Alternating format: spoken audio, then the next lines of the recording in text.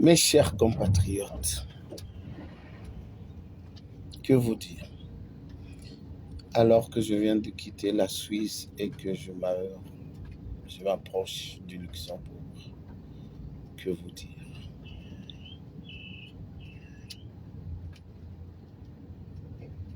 Ne perdez pas courage, ne désespérez pas, car la victoire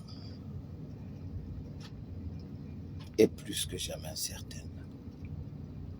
Oui, je ne ménage aucun effort pour que les choses dans notre beau pays changent.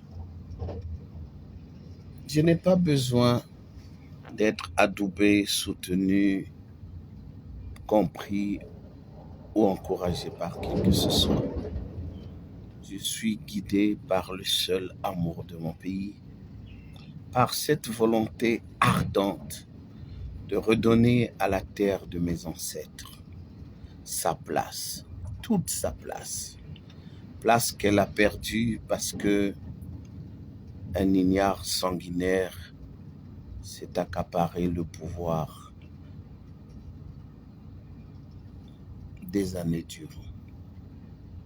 Oui, la seule chose qui me motive, c'est l'amour de mon pays, ce qu'on appelle le patriotisme.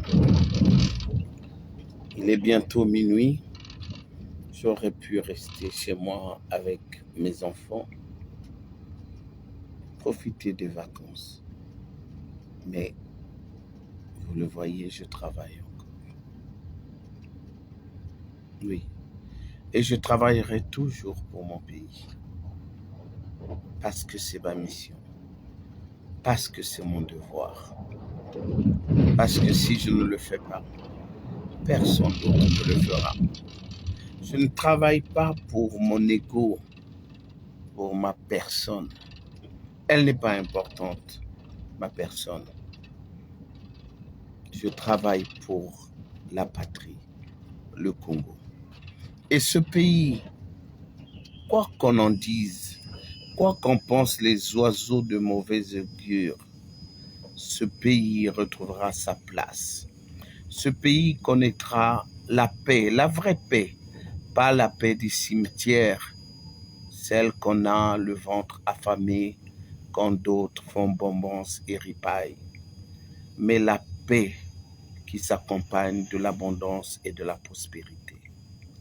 C'est cette paix que je veux apporter à mon pays. Oui, mes chers compatriotes, il n'y a aucune raison de désespérer. Le Congo, notre pays, ne sera jamais une dynastie. Oh, je vois certains analystes, je dirais pseudo-analystes, pronostiquer que tel ou tel fils de dignitaire occuperait le pouvoir une fois ceci, une fois cela. N'en croyez pas un traître mot, parce que notre destin est entre les mains de Dieu. Dieu est le maître du temps et des circonstances. Est-il nécessaire de vous rappeler le nombre de présidents qui ont été balayés entre le 1er janvier de cette année 2022 et cette date au moment où je vous parle, c'est-à-dire le 8 février?